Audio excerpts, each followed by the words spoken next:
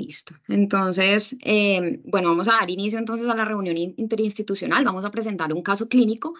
Se trata de una mujer de 46 años de edad, originaria y procedente de Pereira, con una ocupación de instrumentadora quirúrgica. El motivo de consulta de ella es 6 meses de dolores musculoesqueléticos. Como enfermedad actual, es una paciente que consulta en su ciudad de origen por un cuadro clínico de dolores musculares y articulares inespecíficos. Ella consulta en varias ocasiones a medicina general y especialidades con una orientación diagnóstica hacia fibromialgia. Dan manejo múltiple con acetaminofén, pregabalina, AINES, algunos relajantes musculares, opioides orales como tramadol, codeína y algunos antidepresivos sin ninguna respuesta. La paciente entonces decide trasladarse a Armenia, donde es valorada por reumatología, quien solicita algunos laboratorios y una gamografía ósea. Tenemos entonces estos paraclínicos. Vemos un hemograma pues dentro de la normalidad, sin anemia, sin trombocitopenia, una función renal dentro de la normalidad, unos electrolitos normales, una glicemia y una hemoglobina glicosilada dentro de la normalidad, una química hepática normal y deciden solicitarle un factor reumatoide que es negativo y unos ANAS negativos. Se realiza entonces, como les decía, una gamografía ósea que es reportada con captación del radiofármaco a nivel óseo cercano pues a las articulaciones.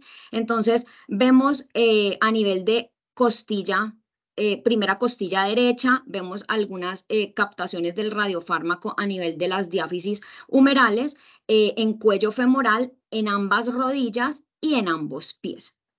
Al médico nuclear, pues con estos resultados, le pareció que esta captación podría ser sugestiva por un lado o de unas pseudofracturas o por otro lado de unas metástasis óseas. Con estos resultados, entonces, la paciente es remitida a Cali para valoración por oncología clínica con estos presuntos impresiones diagnósticas. Entonces, es valorada por oncología, quien considera que, según estos estudios, las lesiones no son sugestivas de metástasis y que probablemente podría corresponder ya sea o a una enfermedad metabólica ósea o que pudiera estar cursando con una artritis. Y es así como solicita el concepto de reumatología y llega a nuestra institución. La paciente entonces llega a la consulta externa de reumatología con un cuadro clínico ya en este momento de 6 meses de evolución de dolores progresivos sumatorios hacia las articulaciones de hombro derecho, cadera izquierda, rodilla derecha y ambos pies. Adicionalmente, posterior se le suma un dolor costal superior derecho a nivel infraclavicular de intensidad variable y fluctuante que va desde leve a muy severo. Asociado concomitante presenta unos dolores a nivel de cintura escapular y pélvica asociado a rigidez matinal y ella refería adicionalmente que estos dolores empeoraban también con la actividad física. Refería adicionalmente debilidad muscular progresiva a nivel proximal que la había llevado a la disminución de la actividad física hasta prácticamente hasta la postración.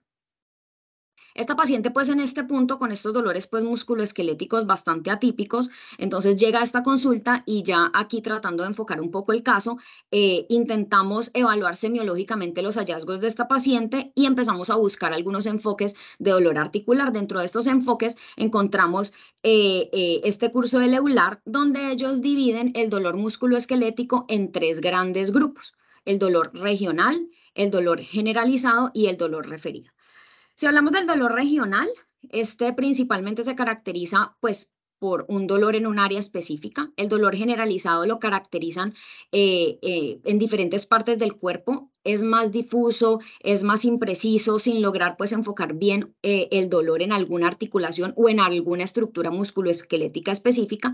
Y ya hablando del dolor referido, pues estos síntomas se originan por distantes a su lugar de origen. Adicionalmente, ellos clasifican el dolor referido en 6 grandes grupos, que es el dolor periarticular, articular, óseo, muscular el dolor facial y por último el dolor neurogénico. Entonces, hablando un poquito del dolor periarticular, entonces tenemos que se genera usualmente en estructuras anatómicas que involucran la movilidad articular, pero que usualmente están localizados por fuera de la cápsula articular. Y aquí tenemos entonces algunas de las presentaciones que podríamos clasificar en este grupo, que serían las tendinopatías, las entesopatías, algunas espondiloartropatías, entre otros entidades. Hablando un poco del dolor articular, este dolor se va a presentar principalmente con el movimiento tanto activo como pasivo. Puede haber adicionalmente a esto crépitos, sinovitis, se puede encontrar algo de deformidad e inflamación, y dentro de este grupo podemos clasificar la artritis reumatoide, la osteoartritis, las espondiloartropatías, entre otras. Hablando entonces un poco del dolor óseo, este puede tener pues diferentes presentaciones, principalmente se dice que es un dolor más profundo, los pacientes lo caracterizan como difuso, continuo, que no se relaciona usualmente con el movimiento y no está típicamente confinado a la articulación. Generalmente suele empeorar en la noche, y dentro de este grupo tenemos los tumores, las metástasis, algunas enfermedades metabólicas, y las fracturas y las pseudofracturas también podrían estar dentro de este grupo, entre otros. Ya hablando un poco del dolor del dolor muscular, generalmente se produce asociado a sensibilidad y rigidez. En algunas ocasiones podría verse asociado a debilidad. Usualmente cuando se ve asociado pues a algunas otras patologías, el dolor muscular generalizado tiene puntos dolorosos, y digamos que en este punto uno empieza a hacer como un diagnóstico diferencial con fibromialgia, y puede verse acompañado de una sensación subjetiva de debilidad en algunas ocasiones. Aquí dentro de este grupo tendríamos entonces el lupus, las vasculitis, las miopatías, la polimialgia reumática, la sarcoidosis, algunas enfermedades metabólicas, la fibromialgia y algunos medicamentos que no debemos olvidar, como lo son las estatinas, los inhibidores de bomba de protones a largo plazo, algunos anticonvulsivantes, entre otros. Hablando entonces un poco del dolor facial, este usualmente es causado por inflamación tanto de la fascia como de la envoltura. Se describe usualmente como un dolor a la movilización, es un dolor profundo, es un dolor quemante, y usualmente está involucrado el dolor cuando se hace la palpación. Aquí podemos incluir algunas entidades como la esclerosis sistémica, la fascitis, sin dejar de lado la fascitis eosinofílica, por ejemplo, algunas espondiloartropatías. Y ya por último, el dolor neurogénico, que este usualmente es causado o por compresión o irritación de las raíces nerviosas o de los nervios periféricos. Entonces, digamos que ya en este punto teníamos a esta paciente con unos dolores muy difusos y muy difíciles pues como de caracterizar bien, y esto nos obligaba pues a buscar un poco más de datos. Entonces, digamos que dentro de la caracterización de los dolores de esta paciente, hablamos que tenía como una mezcla de varios tipos de dolores: el periarticular, el articular, el óseo, el muscular y el facial, dejando un poco de lado el dolor neurogénico. Entonces ya digamos que en este punto que teníamos como una mezcla pues de tipos de dolores, entonces debíamos salirnos un poco de eso y empezar a ahondar un poco más en la historia clínica, la revisión por sistemas, y esto nos obligaba adicionalmente a hacer algunos estudios adicionales. Entonces, cuando le preguntábamos por la revisión de síntomas por sistemas, la paciente nos refería a sensación de fatiga y de cansancio, un sueño no reparador, algo de ansiedad y depresión, pero principalmente por la condición física tan deteriorada que tenía la paciente, y ella negaba pérdida de pesos, síntomas secos, síntomas cutáneos, cardiopulmonares, digestivos o geniturinarios. Entonces ya en este punto, dentro de los antecedentes patológicos, ella presentaba pues un antecedente de endometriosis, quirúrgicos, una mamoplastia de aumento en el 2010 con un cambio en el 2019, pero sin evidencia de rupturas, una abdominoplastia igual en el 2010 y 2 cesáreas. En el momento se encontraba en manejo con etoricoxib de 120 miligramos, negaba el uso de otros medicamentos como estatinas, esteroides, inhibidores de bombas de protones, anticonvulsivantes, ginecobstétricos, era gravidad 2, cesáreas 2, y perdón, adicionalmente, la paciente negaba pues el consumo de tóxicos, negaba pues alergias, transfusiones o antecedentes familiares de importancia. Ya el examen físico, la paciente ingresa a la consulta en muletas, muy álgica, con unos signos vitales, con una presión arterial dentro de la normalidad, sin ortostatismo, una frecuencia cardíaca, una frecuencia respiratoria, temperatura y una saturación dentro de la normalidad y un peso acorde para su talla. Ya al examen musculoesquelético, presentaba dolor a la movilización de la articulación de hombro derecho, rodilla derecha, cadera izquierda y ambos pies. Un dolor más intenso al palpar la región subclavicular derecha y adicionalmente sensibilidad cuando se hacía percusión articular. Pero llamativamente los arcos de movimiento estaban normales, sin aparentes cambios inflamatorios como edema o eritema. Existían y se encontraron unos puntos dolorosos miofaciales múltiples que en este punto nos hacía preguntarnos si esto podía, si la paciente podía estar pulsando con una fibromialgia secundaria. Al examen físico general, entonces tenemos una paciente pues con pupilas normorreactivas, sin evidencia de ojo seco, ORL normal, boca sin úlceras, sin boca seca, el cuello sin adenomegalias, la tiroides estaba normal, el tórax, ruidos cardíacos rítmicos sin soplos, los ruidos respiratorios estaban presentes, el abdomen era blando, depresible, no doloroso, no masas ni megalias. Eh, Extremidades eutérmicas con un llenado capilar menor a 2 segundos y sin edemas. A nivel de la piel no teníamos ningún tipo de alteración y a nivel neurológico la paciente estaba alerta, orientada en las 3 esferas, pero llamativamente sí tenía la fuerza disminuida a nivel proximal, pero esto era muy difícil de evaluar por el dolor tan intenso que presentaba la paciente. La sensibilidad en ella estaba conservada. Entonces, en este punto se realizan unos paraclínicos complementarios. Tenemos entonces unas pruebas tiroideas dentro de la normalidad, una fosfatasa alcalina levemente elevada con una GGT normal.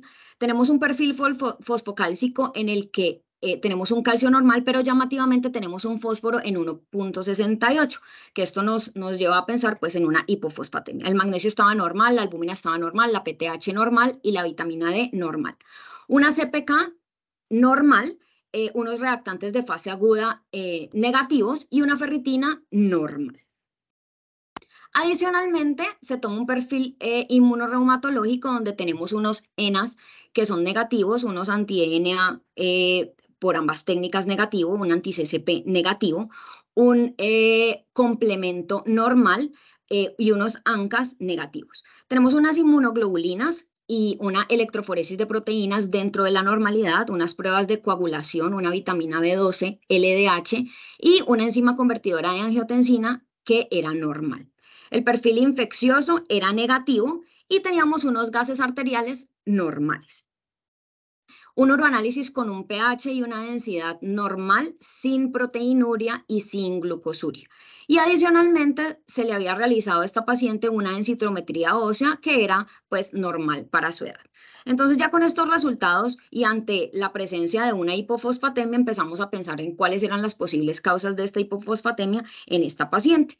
Entonces tenemos que dentro del enfoque de la hipofosfatemia, estas incluyen 2 tipos de causas grandes, las genéticas, que usualmente hay que tener en cuenta que estas causas son diagnosticadas en la infancia, entre ellas se incluye el raquitismo hipofosfatémico autosómico dominante, el raquitismo hipofosfatémico ligado al X, el raquitismo hipofosfatémico autosómico recesivo, el síndrome de Fanconi y la acidosis tubular renal, que también puede presentarse en los adultos, el raquitismo dependiente de vitamina D o una acidosis tubular renal distal tipo 1, que digamos que en nuestra paciente, pues estas causas se descartan.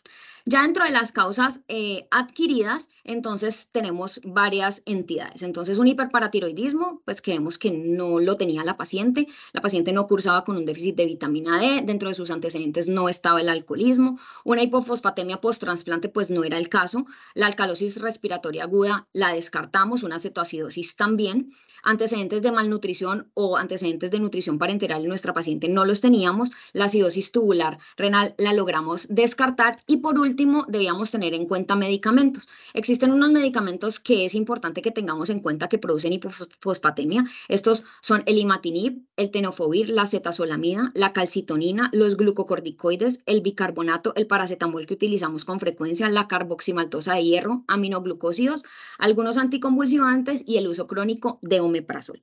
Entonces, digamos que ya por último, descartábamos pues este tipo de causa y ya por último, digamos que nos quedaba pues investigar si estábamos ante una osteomalacia que por la clínica y por la gamografía de la sospecha de las pseudofracturas, pues nos podía guiar por ese lado. Más una hipofosfatemia y la pregunta en este momento era si estaríamos ante un tumor inductor de osteomalacia. Hablando entonces un poco de la osteomalacia, en el adulto esta se caracteriza por un defecto a nivel de la mineralización del osteoide. En los niños corresponde a lo que llamamos el raquitismo y esta es una enfermedad metabólica osteofragilizante que debemos tener en mente en este punto con esta paciente. Entonces, a pesar pues de que esta entidad es poco frecuente, existen pues como tres grandes causas de osteomalacia. Tenemos entonces por un lado las alteraciones de la vitamina D. Ella es la causa pues como principal. Digamos que la malabsorción de la vitamina D por diferentes trastornos, ya sea en el aparato digestivo como gastrectomía o cirugías para la obesidad, algunas enfermedades que pueden cursar con síndromes de malabsorción como enteropatías inflamatorias, la enfermedad celíaca, la pancreatitis crónica, adicionalmente la falta de exposición al sol, algunas alteraciones hepáticas que lo que hagan es disminuir la circulación enterohepática de los metabolitos de la vitamina D, pueden llevarme a alteraciones en la vitamina D y por lo tanto osteomalacia y alteraciones renales principalmente por pérdida de la vitamina D ligada a proteínas, por ejemplo, como en el síndrome nefrótico. Otras causas son los inhibidores de la mineralización ósea. Dentro de ellas encontramos el aluminio, los fluorados, ingestas pues, deficientes de calcio, la isoniazida, la rifampicina, algunos antifúngicos, que digamos que no es el caso pues, de nuestra paciente. Y ya nos quedaríamos con las alteraciones del metabolismo del fósforo, de los que ya hablamos previamente, que básicamente se dividen en las dos causas grandes que les comentaba, que son las congénitas, que las descartamos en nuestra paciente y quedaríamos pues con la adquirida, que como vimos previamente, pues digamos que ya estábamos en la pregunta de si estábamos ante una lesión o un tumor inductor de osteomalacia. Entonces, en este punto debemos recordar que el fósforo se va a reabsorber en un 80% a nivel del túbulo contorneado proximal y más o menos entre un 5 y un 10% en el distal. Y se excreta aproximadamente entre el 15 y el 20% del fósforo que absorbemos. Teníamos entonces en este punto que estudiar una forma de pérdida de fósforo en esta paciente, por lo que se plantea entonces calcular la tasa de reabsorción tubular de fósforo. Entonces, digamos que en este algoritmo ellos nos dicen, bueno, si estamos ante una hipofosfatemia, calculamos esta tasa de reabsorción tubular de fósforo. Si esta tasa nos da normal, pues estaremos ante una disminución de la ingesta probablemente de fósforo. Pero si esta tasa nos da por debajo de los valores de la normalidad, entonces ya aquí tendríamos que empezar a pensar en que hay una pérdida renal de fósforo y deberíamos medir la FGF23, que es una hormona fosfatúrica. Entonces, hay que recordar que este estudio del FGF23 es un estudio que no se realiza en Colombia y que es de remisión internacional. Para sacar esta reabsorción tubular de fósforo, tiene una fórmula en la que nosotros debemos pedir la creatinina sérica, la creatinina en orina ocasional, el fósforo sérico y el fósforo en orina ocasional realmente. El valor de la normalidad está entre 2.6 y 3.8 miligramos por decilitro y esto, un valor por debajo de 2.6, nos indica una disminución en la reabsorción renal de fosfato a nivel de los túbulos proximales y por tanto va a haber una pérdida urinaria excesiva de fosfato en la orina. Esta alteración de la reabsorción renal de fosfato podría ser causada por niveles elevados de hormonas fosfatúricas como son la FGF23. Entonces, en nuestra paciente se tomaron estos paraclínicos, un fósforo en orina ocasional, un fósforo sérico, la creatinina sérica y la creatinina en orina ocasional. Se realizó un cálculo mediante una calculadora médica. En esta calculadora básicamente uno ingresa los valores de los laboratorios previamente mencionados y ellos les dan el resultado de la tasa de reabsorción tubular de fósforo renal. Entonces, el resultado de nuestra paciente fue 1,68. Si recordamos, un valor por debajo de 2,6 es anormal y esto nos indica una disminución en la reabsorción renal máxima de fosfato a nivel de los túbulos proximales y, por tanto, una pérdida excesiva de, el fósforo por la orina.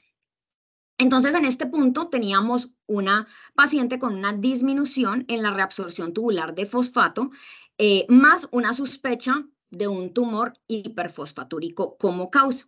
Eh, Todo esto nos llevaba a comentar pues el caso ya a nivel multidisciplinario con endocrinología, con nefrología, y se define por un lado solicitar el FGF23 y por otro lado empezar a buscar posibles tumores y se solicita un PET scan. Hay que tener en cuenta, como les dije, el FGF23 es un estudio que es de remisión internacional, entonces el resultado se demora un poco en llegar. En nuestra paciente se le realiza un PET scan con FDG, donde reportan una captación a nivel del segmento anterior del primer arco costal derecho y ellos lo reportan como una posible fractura. Medicina nuclear adicionalmente nos informa que esta captación no da para pensar en metástasis y adicionalmente no se encontraron otro tipo de lesiones hipercaptantes en otro sitio en este PET. Es importante entonces saber que el fósforo sérico pues, se va a mantener normal gracias a la acción de algunas hormonas como son la FGF23. La FGF23, como les decía, es una hormona fosfatúrica que va a actuar a nivel de los canales de fósforo bloqueándolos y de esta forma va a incrementar la excreción de fósforo a nivel de la orina. Hablando un poco pues como de historia del FGF23, este es el doctor Andrea Prader. Fue un pediatra endocrinólogo suizo, quien en 1959 fue el primero en proponer la idea de que existía un factor circulante que podía causar pérdidas de fosfato por la orina. Pero realmente la primera identificación del FGF23 como una hormona fosfatúrica se conocieron cuando se encontraron mutaciones a nivel del FGF23 y se identificaron como causas de raquitismo hipofosfatémico autosómico dominante ya en el año 2000. El FGF23 es entonces una proteína, miembro de la familia de los factores de crecimiento fibroblástico, principalmente producida por los osteocitos. Ella va al riñón. En el riñón existen dos tipos de canales, que es el sodio-fósforo 2A y el sodio-fósforo 2C. Principalmente la FGF23 va a actuar inhibiendo o bloqueando el canal sodio-fósforo 2A, y de esta forma no se va a reabsorber el sodio y se va a excretar una mayor cantidad de fósforo en la orina. En este punto a la paciente se le dio de alta, no teníamos el resultado del FGF23 y unas semanas después llega este resultado donde nos indica un valor elevado. Se cita entonces con este resultado a la paciente nuevamente y ya la paciente en este punto refería un dolor en cadera más intenso, ya la paciente no ingresó en muleta sino que estaba en camilla con postración total, por lo que se decide hospitalizar nuevamente. Haciendo entonces una revisión como de la literatura, encontramos que este tipo de tumores en ocasiones son muy pequeños, son difíciles de localizar, que requieren una búsqueda exhaustiva de ellos y que la localización más común cuando uno está pensando en estas entidades son principalmente en miembros inferiores y a nivel de cabeza y cuello. En este punto pensábamos, bueno, en el PET anterior no se encontró absolutamente nada y pensando que ya para este momento habían transcurrido algunas semanas, aproximadamente 8 semanas desde el último PET y desde la última hospitalización de la paciente y que la paciente ya en este punto estaba muchísimo más deteriorada, se hospitaliza y se solicita un PET scan nuevamente con exposiciones tardías. Recibimos entonces el PET scan, esta primera imagen del tronco llamativamente ya no presentaba la hipercaptación que se veía a nivel de primera costilla que se veía en el PET anterior.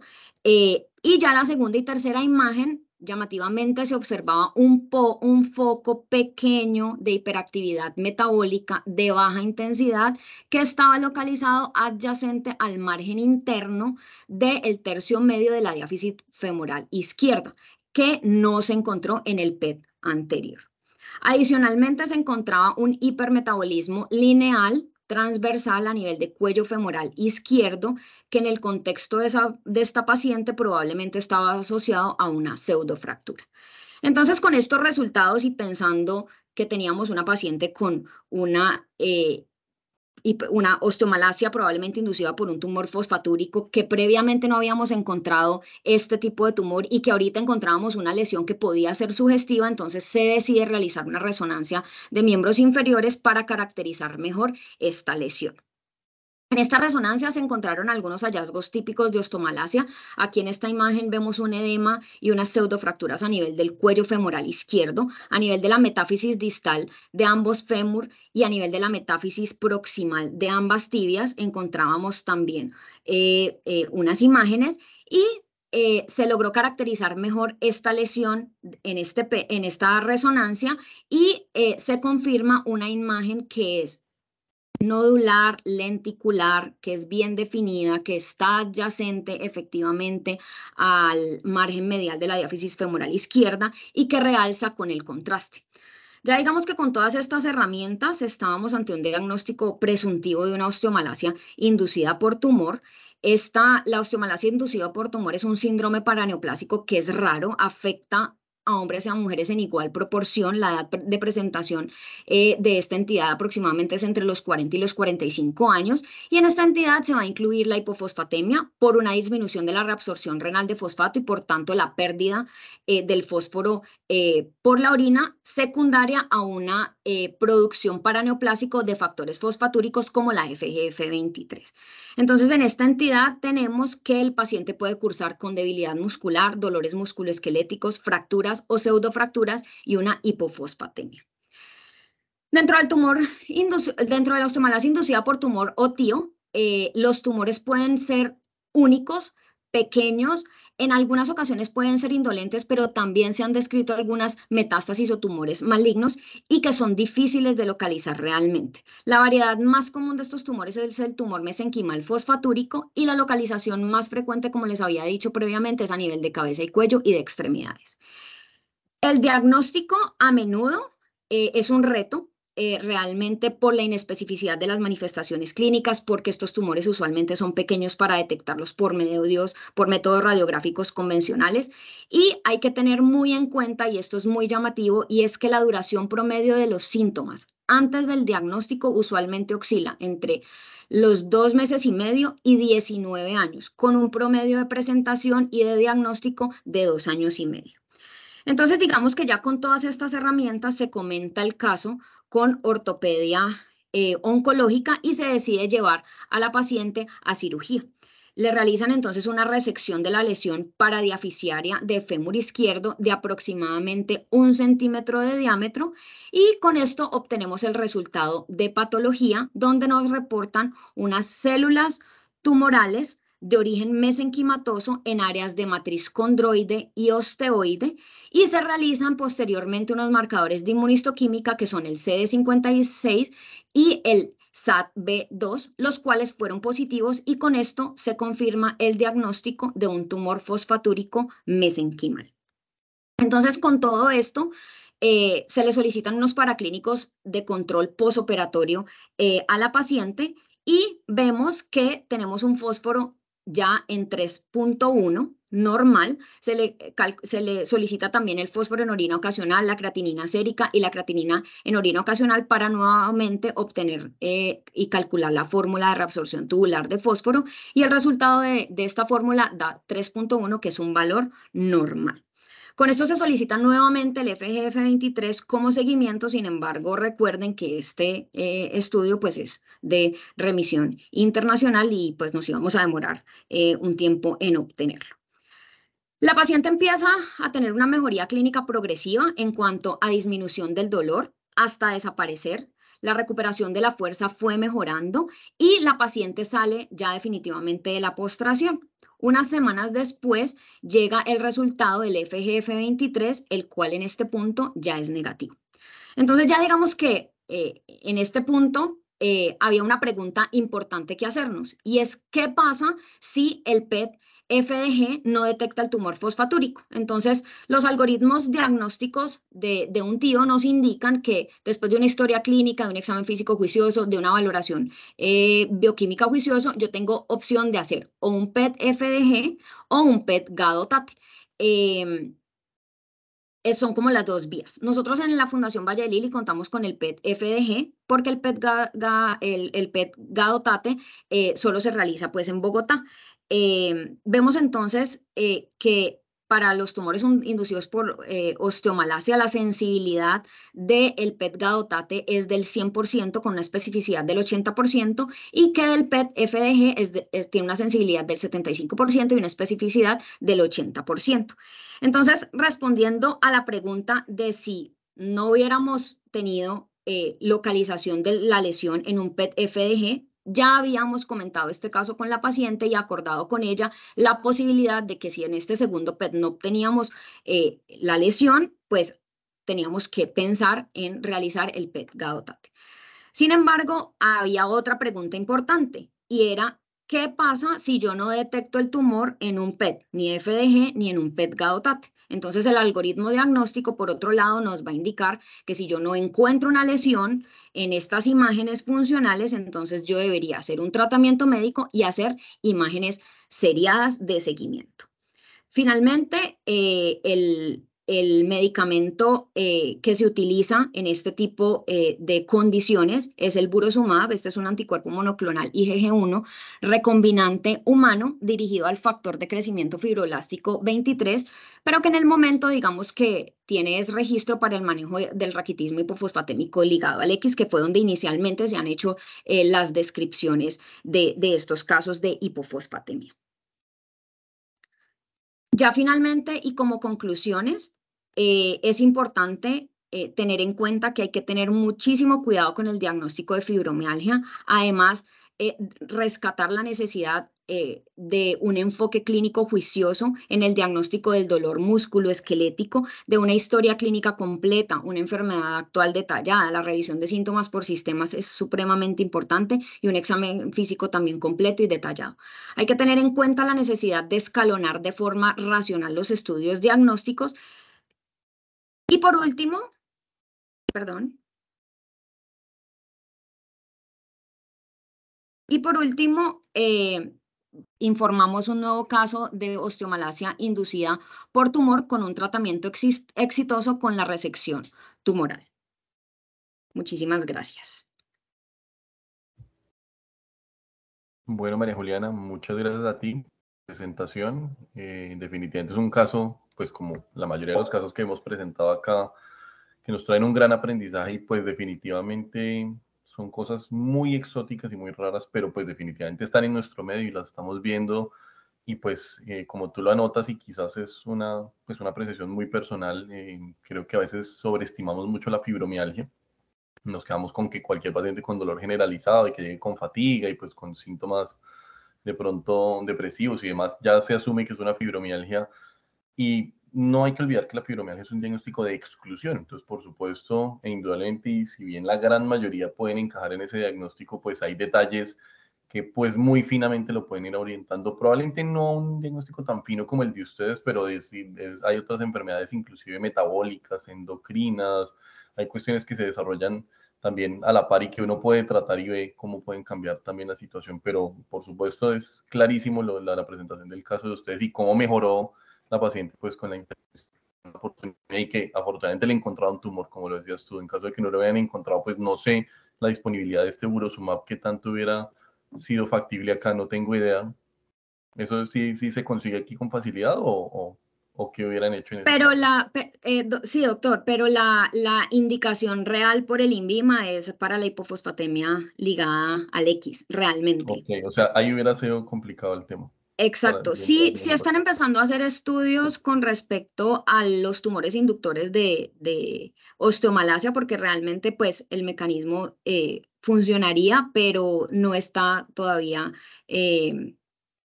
pues no tiene realmente registro para esta entidad. Ok, perfecto. Doctor Cañas.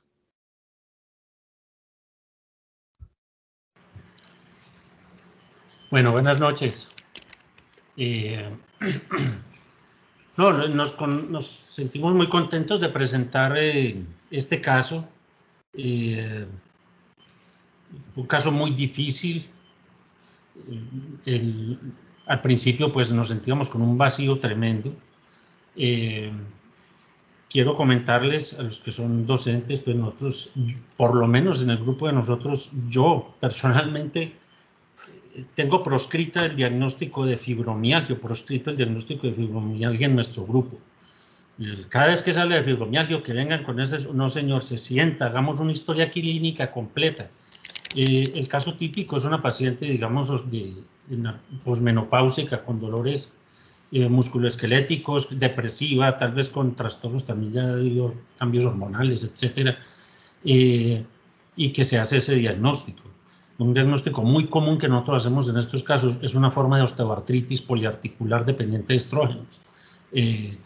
Muchas veces pues hay colegas que no les gusta, a mí me gusta mucho la gammagrafía en estos casos porque nos ayuda a encontrar síndromes facetarios, que a veces la expresión son de síndromes miofaciales, que duelen los trapecios, dolores en los glúteos porque tiene alteraciones en el E5, S1, por decir algo. Las rodillas ya tienen cambios de osteoartritis y hay puntos de fibromialgia allí. Y cuando hacemos todo el ejercicio, descartamos también hiperparatiroidismo, descartamos un poco de cosas. Y la invitación en este caso, lo primero es no quedarnos con un diagnóstico ni perpetuar un diagnóstico de fibromialgia, hay que estudiarlo más profundo. Y esta paciente sufrió mucho. Nos sentimos muy contentos de haber hecho un ejercicio juicioso. Le confieso también que nadie había visto esto de los reumatólogos. Ninguno de los endocrinólogos de la Fundación Valle del Lili, que son 8, algunos de ellos con un millaje bastante largo, casi de 40 años. Luis Guillermo Arango, nos sentamos los dos y nunca lo había visto, lo había buscado toda la vida y él nos acompañó en todo este proceso. Al último estábamos muy preocupados, ya sabíamos que estaba enfrente de una paciente que iba a tener un tumor y no lo encontramos en el primer PET. 8 semanas después hicimos otro PET, ahí no, la entidad de salud pues se viene encima, pero lo justificamos bien, lo hicimos y ahí apareció una imagen que ya con el médico nuclear estudiándolo, que estudiara más en extremidades, hicieron unas imágenes más tardías y casi no se detecta. Es un tumor que en este caso fue muy esquivo y su hipercaptación es muy tenue, pero se logró localizar. Lo otro que quedaba es si realmente ese tumor era el que estaba ocasionando la enfermedad. Y convencer al ortopedista, ¿qué me van a decir ustedes? Venga a ver. Y le mostramos casi una presentación que teníamos de esto. Y le enseñamos a todo el mundo, le enseñamos a los radiólogos, le enseñamos a los de medicina nuclear, les enseñamos al ortopedista oncológico que no creía. Sin embargo, así como de regañadientes sacó el tumor y se sorprendió. El patólogo que lo vio sigue todavía contento mostrándole el caso a todo el mundo porque es típico la característica histológica que mostró allí Juliana. Ahí se ve osteoide y todo eso porque él hizo una resección amplia y se llevó un pedacito de hueso, pero ahí se ve adyacente un tumor con unas células fusiformes que al hacerle estos marcadores es típico de los tumores mesenquimatosos hipercalciúricos y que todos los patólogos tuvieron que ver con eso, lo examinaron y todo el mundo aprendió con este caso. Quisimos traer, se dieron cuenta, pues tuvimos una buena cantidad de diapositivas y de tiempo. Yo le decía a Juliana, hablemos de la semiología de esta paciente, de cómo se presentaron los dolores. Mire bien el dolor, cómo es el dolor inflamatorio, cómo es el dolor de tipo mecánico, la distribución, que a la paciente usted la examinaba y no le dolían las articulaciones con la movilización. Es algo demasiado curioso, pero de pronto la percusión había momentos en que le dolía, otras veces no. Un dolor muy caprichoso, que como no es un caso típico, se puede llegar al diagnóstico como facilista de una fibromialgia, porque todo punto que toca le duele. Entonces, y la paciente deprimida, postrada, el esposo también como con cierta apreciación y cierto, ya cansado del cuento, varios meses, esta señora cada vez peor, ya había ido donde psiquiatras incluso. Pues, en fin, nos trae una cantidad de satisfacciones y simplemente queríamos compartir con ustedes y creo que les quedó enseñanza en varios puntos del caso.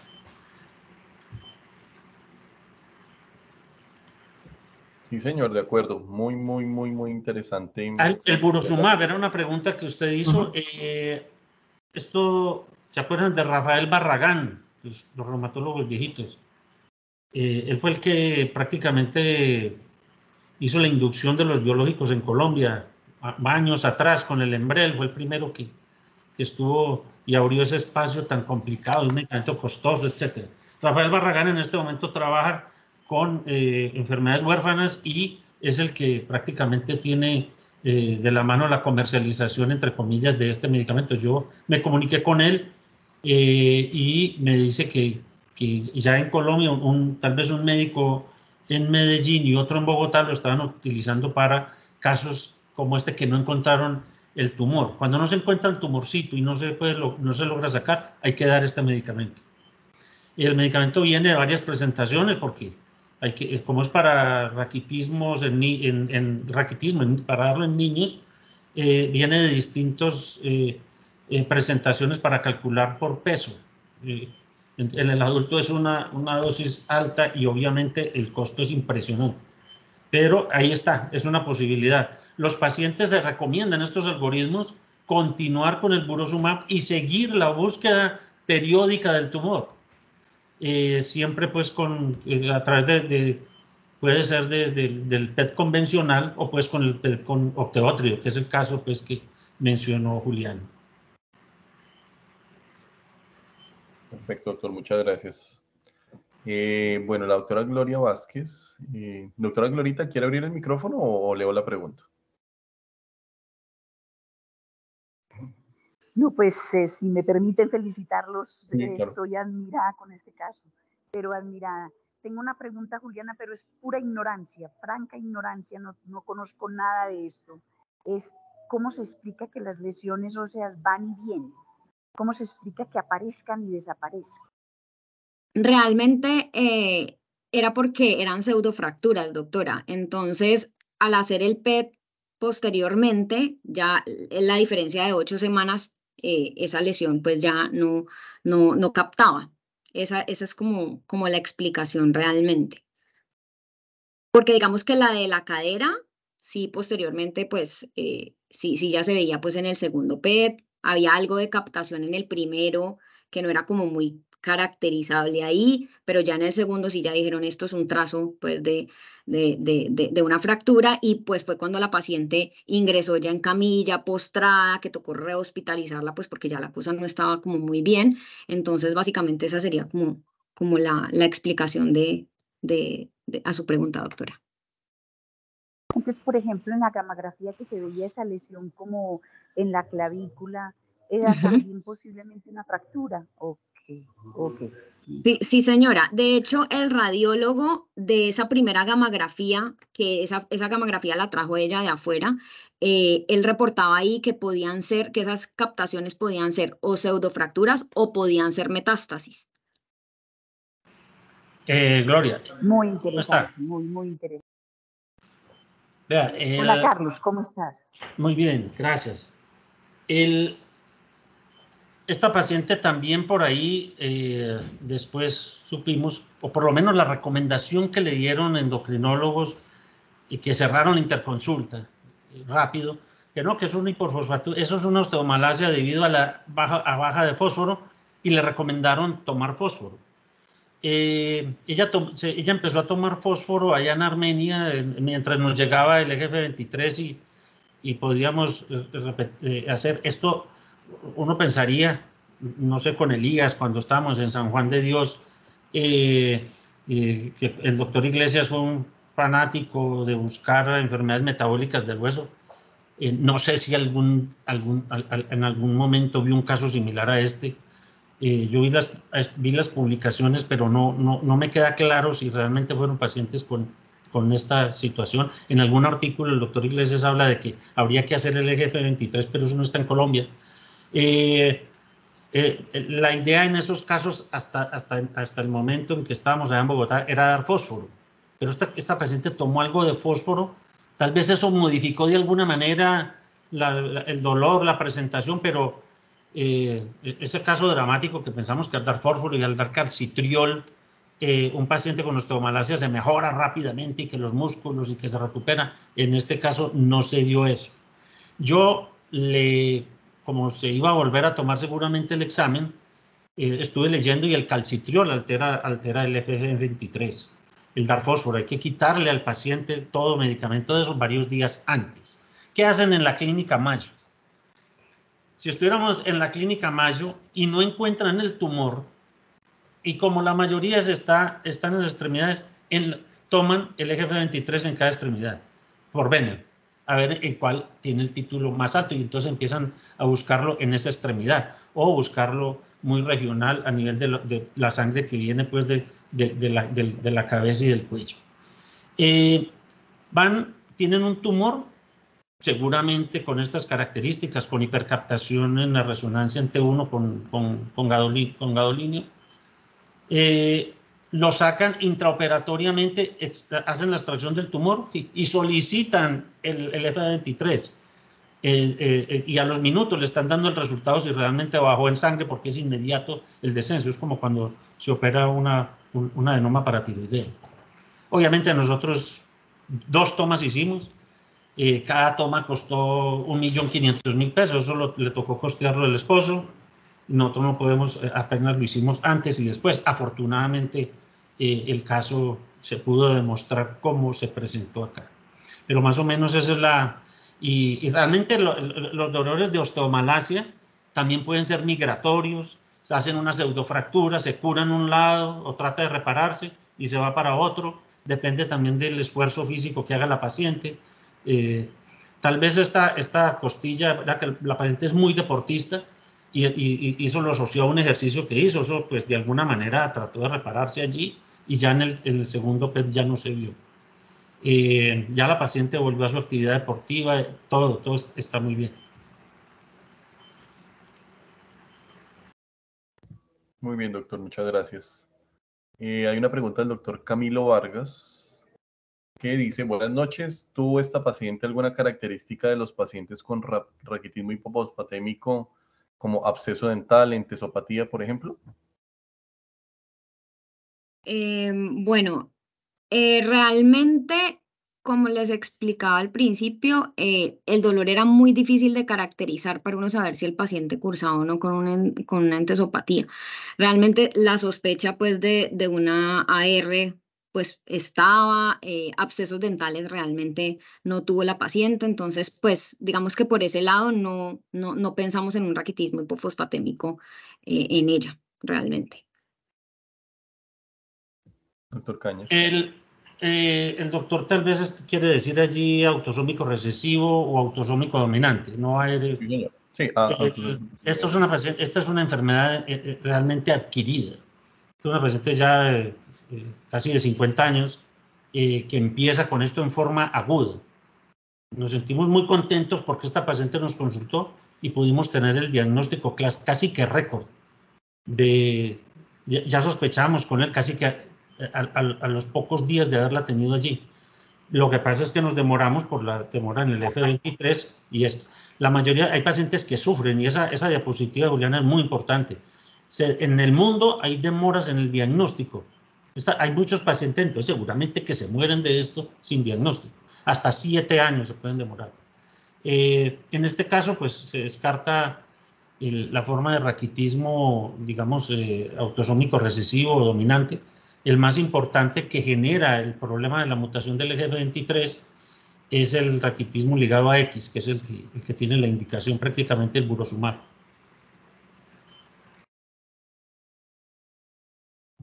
Perfecto. Y hay otra pregunta del doctor Giovanni Ballesteros. Felicita primero por el caso y pregunta que si consideran al inicio del caso con el reporte de la gamografía, tener una hipercaptación del tercio proximal, realizar una resonancia desde el inicio. Nosotros cuando vimos esto, que se pensó en una metástasis, uno no conoce de PET, pero vimos todas esas hipercaptaciones, no habían informado la resonancia, el PET aún. Hablamos con los médicos nucleares y ellos prácticamente dijeron esto es una fractura, así se ve una fractura en el PET. Esto ahí no estamos enfrente a una lesión metastásica, que una lesión metastásica sería muy percatante o algo así como de mucho metabolismo, como es un tumor. Nos fuimos, yo con ganas pues, de encontrar a ver cuál es el tumor que teníamos inicialmente. Nos fuimos a los radiólogos intervencionistas, porque no le hacemos más estudios a esa fractura o de pronto incluso una biopsia de ese hueso que se fracturó allí. Y ellos se hicieron su reunión en radiología y dijeron, Cañas, por Dios, ahí vamos a biopsiar una fractura. Eso no es un tumor, eso es una fractura. Digo, pues está llena de fracturas. Digo, pues yo qué vas a ver, pero nosotros no vamos a hacer esa biopsia. Hablé en ese momento también con el ortopedista oncólogo de la fundación, tampoco quiso hacer eso. Entonces abortamos porque tendríamos que hacer resonancias por todas partes y estamos en ese momento enfrente a fracturas. La única resonancia que hicimos fue ya al final para caracterizar el tumor y de paso vimos cómo se dio una osteomalacia en una pseudofractura con la resonancia. Perfecto.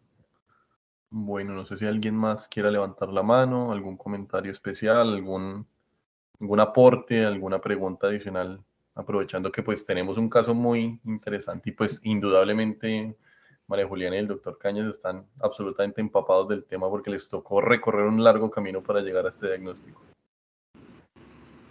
Hola, buenas noches. Doctor Elías. Elías, mucho gusto. Carlos, Juliana, felicitaciones, excelente. Solamente un comentario a lo que comentaba ahorita el doctor Cañas, y es que para la búsqueda de estos casos toca luchar también con la incredulidad de los colegas. Qué difícil puede ser esa parte. Bravo por ese trabajo. Recuerdo siempre al doctor Mario Peña, y esto para los reumatólogos. Él decía, acuérdense muchachos, la medicina interna es una rama de la reumatología. Nosotros tenemos que amar esta profesión y ser intensos y en medio de la confusión tratar de ordenarnos y seguir adelante y seguir y ser tercos. A veces hay que ser tercos.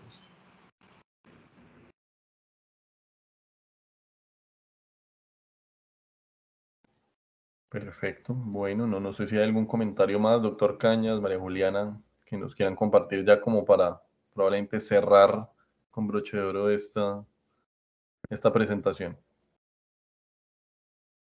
Bueno, no, muchísimas gracias por la asistencia. Quería darle las gracias especialmente pues al doctor Cañas porque este caso fue de interés para todos, no solo para nosotros los fellows, sino para los rotantes dentro de reumatología, los demás profes. Muchísimas gracias a los demás profes por ponernos cuidado también con la revisión y revisión de este caso. Y ya, muchísimas gracias por su asistencia. Muchas gracias a los coordinadores, a los publicado, participantes. espero verlo publicado, que lo publiquen y felicitaciones. Sí, señora, muchas gracias. Ese trabajo tiene que verse replicado en una publicación de muy buena calidad. Muchas gracias por escucharnos, por los comentarios, las felicitaciones. Estamos muy contentos y qué bueno escuchar a nuestros colegas y amigos. Muchas gracias. No, ustedes muchas gracias por traerlo y bueno, pues creo que podemos cerrar la sesión de hoy con un agradecimiento. Nos vemos el mes entrante con el siguiente caso interinstitucional. Muchas gracias. Buena Buenas noche para noches. todos.